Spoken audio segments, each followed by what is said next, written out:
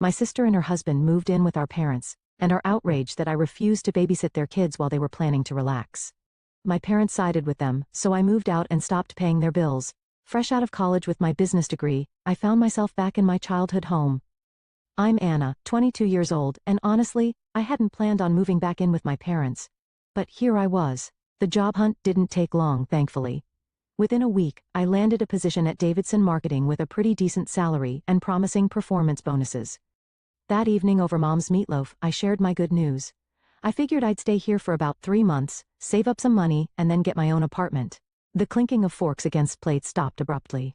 Mom and Dad exchanged one of their looks, the kind that always meant trouble. Moving out, Mom set down her fork. Anna, you know I can only work part-time at the library because of my back problems. Dad cleared his throat, and things aren't great at the plant. There've been rumors of layoffs. We could really use your help with the bills, Mom added softly. And you wouldn't have to pay rent here. It just makes more sense, doesn't it? I stared at my half-eaten meatloaf feeling trapped. They had a point, sort of, and they were my parents after all. I guess I could stay longer. Life fell into a routine after that. I went to work, came home, paid the bills, and Mom made sure dinner was always on the table. It seemed okay, manageable even, until last weekend when my sister Sarah showed up with her husband Mike and their kids, Emma and Lucas. The change in my parents was like someone had flipped a switch. Oh, my precious angels. Mom cooed, scooping up 4-year-old Emma while Dad swung Lucas onto his shoulders. Sarah, darling, you look wonderful. How's everything going? Tell us all about what you've been up to. I stood in the doorway, watching as my parents fawned over their eldest daughter and her perfect little family. The way they hung on her every word, asking for details about the most mundane things, how her garden was doing, what new words Lucas had learned, how her book club was going. They'd never shown that kind of interest in my life. Not even when I made Dean's List, or won the business school's leadership award. Anna, be a dear and put on some coffee, Mom called over her shoulder, not even looking my way as she bounced Lucas on her knee. Standing in the kitchen that day, listening to my family's laughter from the living room, I couldn't help but think back to how things had always been this way. Sarah, 7 years my senior, had always been the star of our family show, while I was relegated to the role of supporting cast. I remember sitting at the same kitchen table when I was 11, showing Mom my straight A report card. She barely glanced at it before returning to her conversation with Sarah about college applications. That's nice, Anna, she'd said absently, waving me away. Sarah, honey, which universities are your top choices? Those years were all about Sarah's high school achievements. Every dinner conversation revolved around her grades, her extracurriculars, her college prep. I'd sit there quietly eating my peas while Mom and Dad hung on Sarah's every word about her AP classes and college tours. Everything changed even more dramatically when Sarah got accepted to Brighton University. I was 11 at the time and I still remember that dinner conversation like it was yesterday. We're so proud of you, sweetheart. Mom had exclaimed, tears in her eyes. We'll make it work, won't we, Robert? Dad nodded solemnly. We'll take out a student loan. Our Sarah deserves the best education possible. A week after Sarah left for college, they sat me down for a different kind of talk. Anna, Dad said, his voice serious. We need to tighten our belts for a while. The loan payments and Sarah's college expenses are significant. That's when things really changed. While my classmates got new phones every year, I kept my old flip phone until it literally fell apart. When I needed new clothes, we went to thrift stores instead of the mall. Christmas gifts became practical items like socks and school supplies, but they never forgot to send Sarah money. Your sister needs to focus on her studies, Mom would say, as she wrote another check. We can't let her feel stressed about money. I learned my lesson early. At 15 I joined every club and academic competition I could find. I stayed up late studying, not just for good grades, but for perfect ones. I wrote essays for scholarship competitions until my hands cramped. Because I knew that there would be no student loans for me. It paid off. I got a full scholarship to State University, and I still remember the look of relief on my parents' faces when I told them. They wouldn't have to spend a dime on my education. Meanwhile, Sarah graduated, got a job in Brighton, and quickly married Mike, her college sweetheart. Within 2 years she had Emma, and Lucas followed shortly after. My parents were over the moon. Their perfect daughter had created a perfect family. Now every monthly visit turned into the same routine. Sarah and Mike would show up with the kids, and before I could even say hello properly, Sarah would be planning her weekend. Anna, you'll watch Emma and Lucas while we go shopping, right? She'd say, not really asking. Mike and I hardly get any alone time these days. The first few times I tried to suggest that our parents could watch them instead. Oh honey, Mom would say, rubbing her back. You know it's hard for me to keep up with young children, and your father needs his rest on weekends. So here I was, spending yet another Saturday watching Frozen for the 100th time with Emma, while Lucas tried to color on my bedroom walls. Sarah and Mike were off having lunch with friends, and our parents were puttering around the garden, occasionally peeking in to ask if I needed anything, as if they were doing me a favor. I tried to console myself with the thought that it was just one weekend a month, just one weekend of being the free, reliable babysitter while everyone else lived their lives. A year passed in this monthly rhythm of babysitting and bills. I had almost gotten used to it, almost. Then came the phone call that would turn my already complicated life completely upside down. I was doing dishes after dinner when I heard Mom's phone ring. From the kitchen, I could hear her surprised. "Sarah? Oh, sweetheart, don't cry. Tell me what happened." Through sobs, Sarah explained that Mike's company had gone bankrupt without warning. They couldn't afford their rent anymore and had no savings. Could we maybe stay with you for a while?" Sarah's voice was so loud through the phone that I could hear it clearly. "Of course you can," Mom exclaimed without a moment's hesitation. "We'll make room." My stomach dropped. I stepped forward, clearing my throat. If they're moving in, maybe this would be a good time for me to get my own apartment? You'd think I'd suggested burning down the house. Mom looked at me like I'd lost my mind. "Anna, don't be ridiculous. There's plenty of room for everyone, but we're family," Dad said firmly. "We stick together during hard times." They arrived the following weekend with 3 cars full of belongings. I spent Saturday morning moving my things into what had been our storage room, the smallest bedroom in the house, barely big enough for a twin bed and a dresser. My old room, which was twice the size, became the kids' nursery because the children need space to play. Emma, now 5, and 3-year-old Lucas, treated the entire house like their personal playground. They ran up and down the hallways, screaming and laughing, while Sarah watched TV at full volume, or had long, loud phone conversations with her friends about how difficult this transition was for her. "Emma, Lucas, keep it down." I'd call out when they burst into my room for the 10th time, scattering my work papers everywhere. "They're just playing, Anna," Sarah would say dismissively, not even looking up from her phone. "Don't be such a grouch." After work, all I wanted was to relax in my room, maybe read a book or watch something on my laptop. Instead, I got to listen to Baby Shark playing on repeat through the thin walls, punctuated by the constant thump of little feet running back and forth, and Sarah's loud laughter at whatever show she was watching downstairs. Mike spent his days supposedly job hunting, but mostly I saw him sitting at the kitchen table, scrolling through his phone with a worried expression. "The job market's tough right now," he'd say whenever anyone asked. "But I'm sure something will come up soon." I lay in my tiny bed each night, staring at the ceiling, listening to the chaos that had become my home, and wondered how I'd let myself get trapped in this situation. But every time I thought about bringing up moving out again, I remembered my parents' reaction and kept quiet. The first utility bill after Sarah's family moved in hit me like a punch to the gut. I stood in the kitchen, staring at the numbers that were almost double what I usually paid. The water bill alone had skyrocketed, not to mention electricity and heating. Looking at my bank account, I realized that my dreams of saving for my own place were quickly evaporating. That evening at dinner, I decided to bring it up. "So, about the utility bills." I started pushing my piece around the plate. "They've doubled since last month. I can't keep covering all the bills by myself anymore. It's taking almost my entire salary." Sarah's fork clattered against her plate. "Are you seriously complaining about money right now, when Mike and I have lost everything?" "I'm not complaining. I just think we need to figure out a fair way to. I can't believe how selfish you're being." Sarah's voice rose. "We're going through the hardest time of our lives and all you care about is money?" "Sarah's right, Anna," Mom jumped in. "Family helps family. That's what we do." Dad nodded solemnly. "Your sister and Mike need our support right now. This isn't the time to be counting pennies." I looked down at my plate, swallowing the words I really wanted to say. "Fine. Never mind." A week later, Mike finally got a job at an insurance company. It paid less than his previous position, but at least it was something. I thought maybe things would start getting better. I was wrong. It's so hard being alone with the kids all day. Sarah started complaining almost immediately. "Mike leaves at 8 and doesn't get back until 6. I never get a break." Then it started. Small requests at first. "Anna, could you watch the kids for an hour while I run to the store? Anna, would you mind keeping an eye on them while I take a shower?" Before I knew it, these small favors had snowballed into something much bigger. I'd come home from work to find Sarah already dressed up to go out. "Oh good, you're home," she'd say, grabbing her purse. "Mike and I are meeting friends for dinner. Emma and Lucas already had their snack, but they'll need dinner in an hour. We'll be back by 10.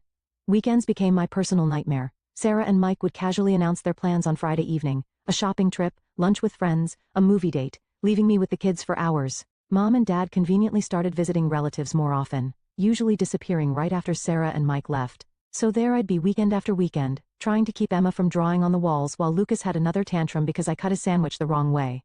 I'd spend my Saturdays cleaning up toys, making mac and cheese, and watching endless repeats of children's movies.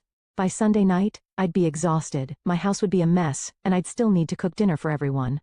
One evening, after a particularly exhausting weekend of childcare, I finally worked up the courage to say something at dinner. "I need to talk to you all," I said, setting down my fork. "I'm really tired. This situation with the childcare isn't working for me." Sarah's head snapped up, her eyes narrowing. "What do you mean, isn't working? Are you saying you don't want to spend time with your own nephews?"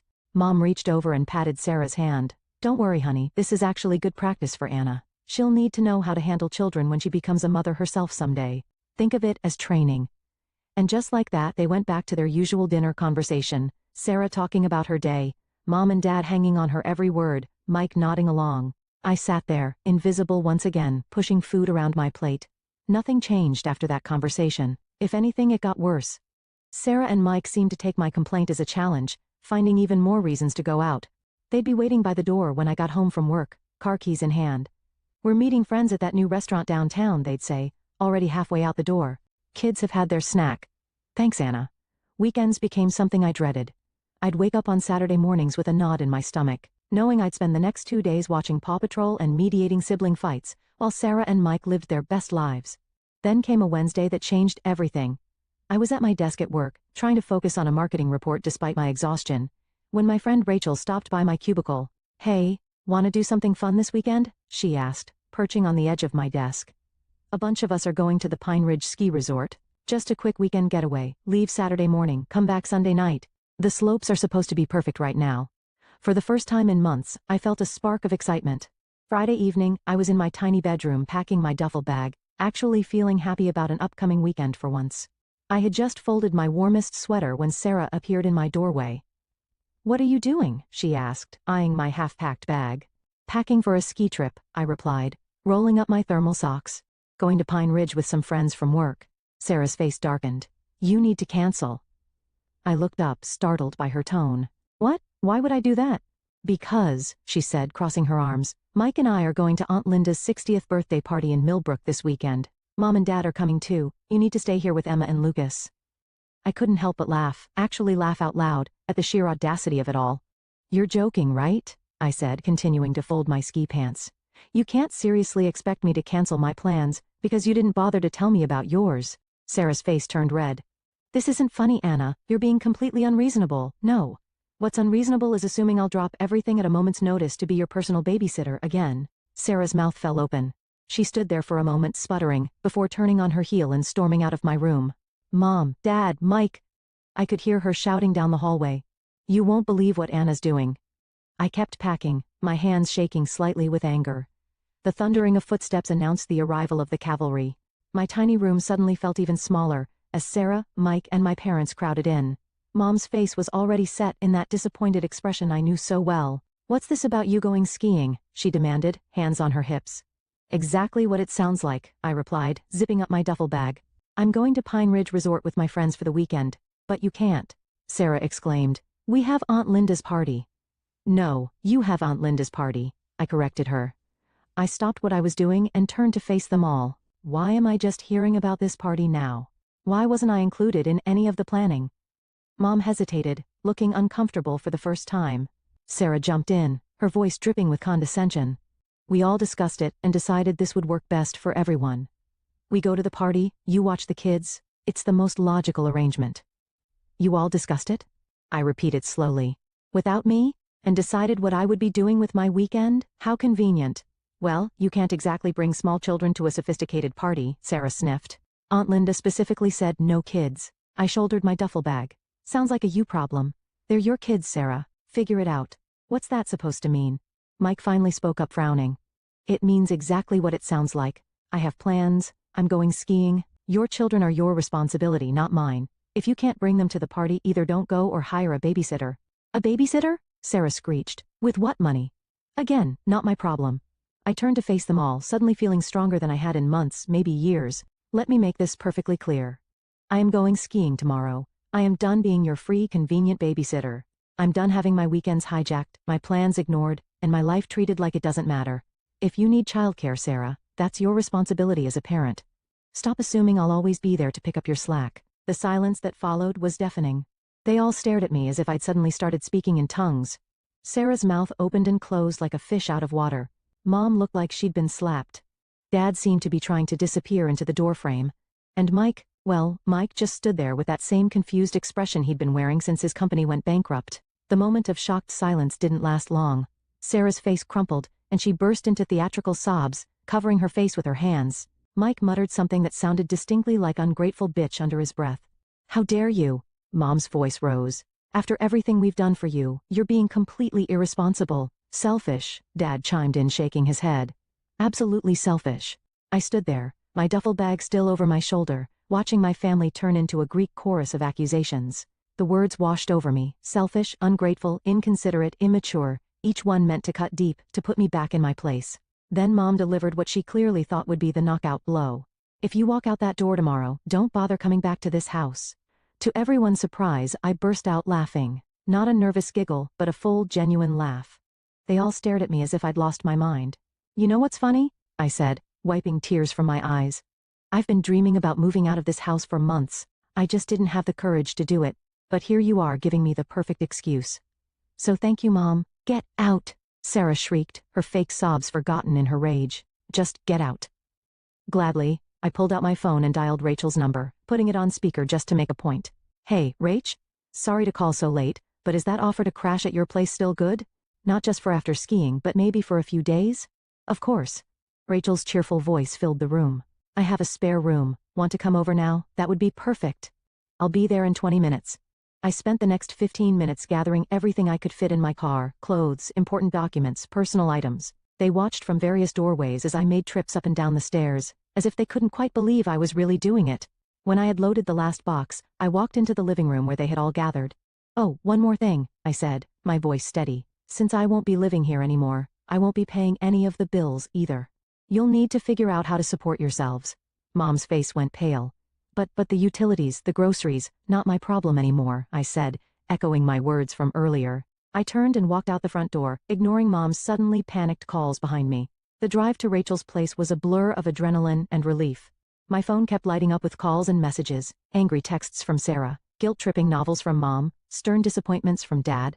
I ignored them all. The next morning, Rachel and I drove to Pine Ridge Resort as planned. For the first time in what felt like forever, I spent a weekend doing exactly what I wanted to do. We skied, we laughed, we had hot chocolate by the fire, and not once did I have to worry about anyone else's children or problems. When we got back Sunday night, I opened my laptop and started searching for apartments.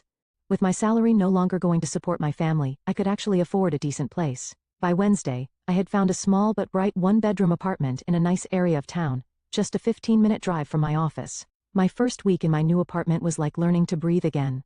Every morning, I woke up to blessed silence, no screaming children, no blaring TV, no guilt-inducing sighs from my mother.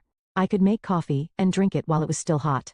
I could spend my evenings reading or watching whatever I wanted on Netflix. The messages kept coming though. I didn't answer the calls, but I couldn't help reading the texts. They followed a predictable pattern. Mom, how could you abandon your family like this? We need you. Sarah, you're so selfish. The kids keep asking where Aunt Anna is. Dad, your mother is very upset. You need to make this right. The messages cycled between guilt trips and anger, accusations and pleas. I read them all but responded to none. My silence seemed to drive them even crazier. They weren't used to not having power over me. After a week of this, I was sitting on my new couch when Mom's number flashed on my phone again. This time I decided to answer. Anna, finally. Mom's voice was sharp. I can't believe you ruined our entire weekend. Aunt Linda's party was completely disrupted because of your selfish behavior. Sarah and Mike couldn't come because you refused to watch the children and stop. My voice was quiet but firm. Just stop. I'm done with this, Mom. I'm done being treated like a servant in my own home. I'm done being expected to sacrifice everything, my time, my money, my life, for everyone else's convenience. I'm done being the family ATM and free babysitter while being treated like I don't matter. There was a long pause on the other end. When Mom spoke again, her voice had changed to that wheedling tone I knew so well. Honey, I know things haven't been perfect, but we're family. We need you. The bills this month, we're struggling without your help. No, Mom, I'm done. Maybe someday we can have a relationship again, but it will be on equal terms. No more manipulation, no more guilt trips, no more treating me like a walking wallet or free childcare service. Until then, I need space to live my own life. I hung up and immediately blocked her number. Then I went through my phone and blocked them all. Mom, Dad, Sarah, even Mike. I blocked them on social media too. It felt both terrifying and liberating, like cutting anchor lines I hadn't even realized were holding me down. Maybe someday I'll be ready to have my family back in my life. Maybe with enough time and distance, we can build something new, something healthier, with boundaries and respect. Or maybe we won't. Either way, I'm done sacrificing my own happiness and well-being to meet their endless demands.